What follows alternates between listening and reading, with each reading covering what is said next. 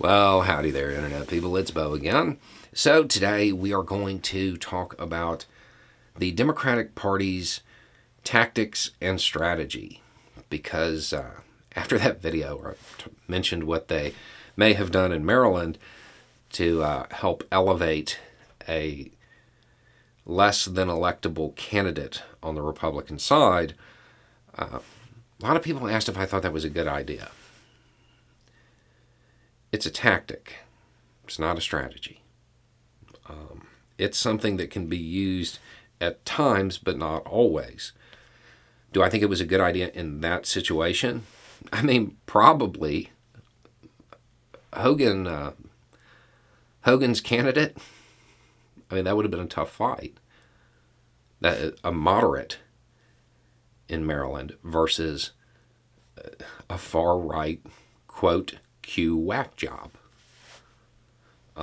In that case, it was probably a good move. Is it a good move normally? That's probably not a great idea to elevate the MAGA faction of the Republican Party. You give them name recognition, they could come and run again later.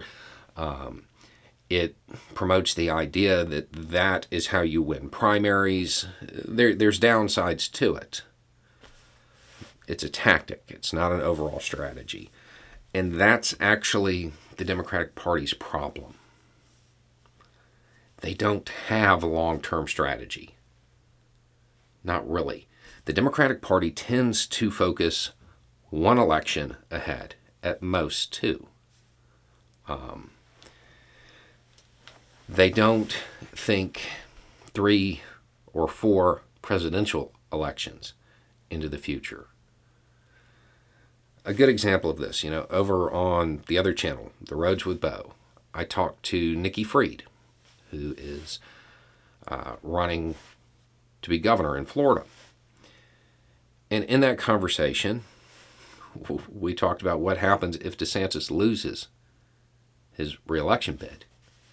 The Democratic Party is worried about DeSantis in 2024. You know how you stop him from running for president? Make sure he doesn't get reelected as governor. Because then the Republican Party knows he can't carry Florida. If he can't carry Florida as governor, he won't carry Florida as a presidential candidate, can't win. Right?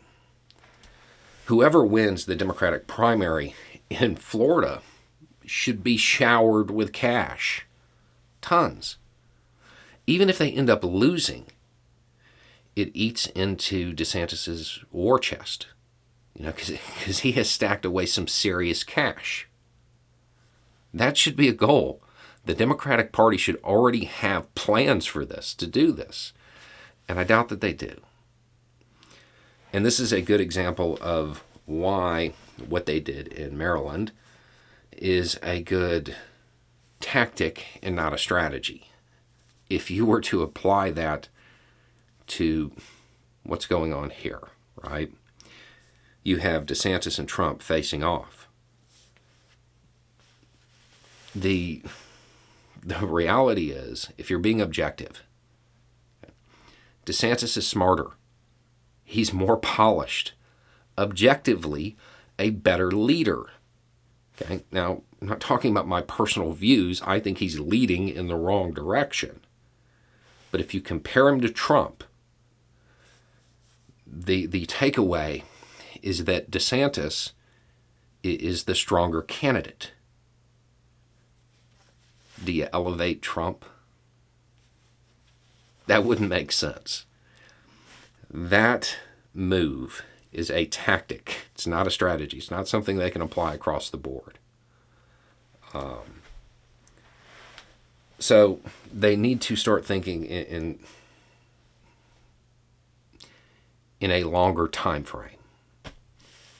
Aside from that, they have to develop and implement policy.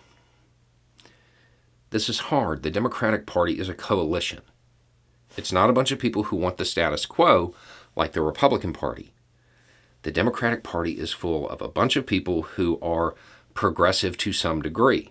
Some far more than others, right? The Democratic Party needs to come up with like a sign you see in front of a roller coaster. Must be this tall to ride, must be this progressive to ride. If you want to be part of the Democratic Party, you have to adopt these positions. If you want any help from the Democratic machine, you have to have these positions. And they need to use that. And then they use their time in office to implement that policy. Democratic positions are popular. They're incredibly popular. The problem is the Democratic Party isn't great at actually converting the position into law. So even people who would align with the Democratic Party, they're not enthusiastic about voting necessarily because are they really going to do anything if they get into office? That's the way they look at it. The other thing is that the Democratic Party should probably look at state and local positions a whole lot more, especially with everything that's going on with the current Supreme Court. There's going to be a lot of key fights that are decided in state and local positions, not in D.C. And I don't know, this may just be the area I live in. The Democratic Party really doesn't have a strong ground game. I think it would be important to set the idea that nobody runs unopposed. No Republican candidate anywhere runs unopposed. It doesn't matter if it is the reddest county in the reddest state for dog catcher. Nobody runs unopposed. If you want to run for the Republican Party, you're going to spend some money. That would be a smart move. It would also help create a lot more engagement.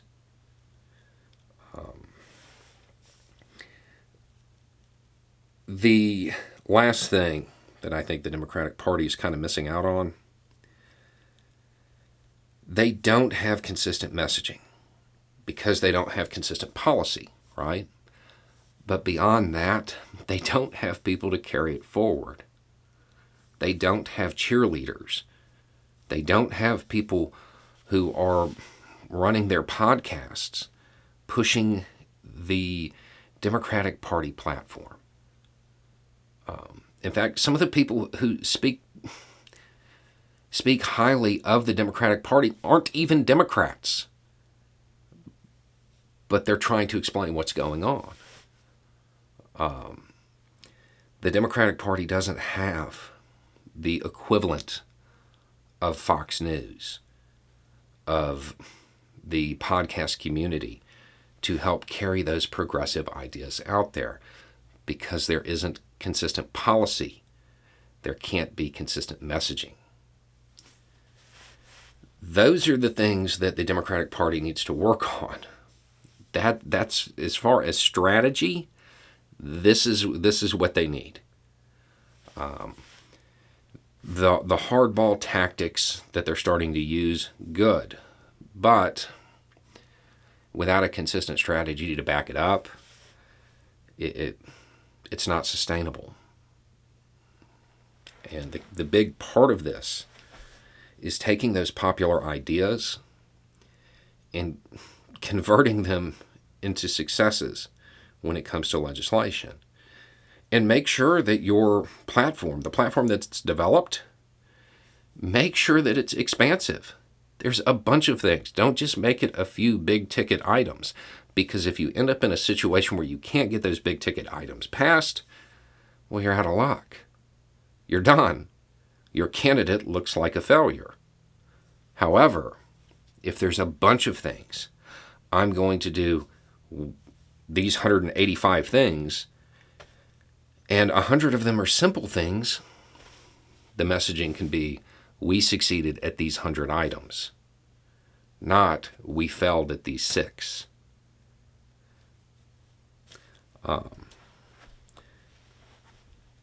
But the big hang-up is the lack of an overall strategy because of the lack of consistent policy and messaging. If you want to fix the Democratic Party, that's where you need to start. Anyway, it's just a thought. Y'all have a good day.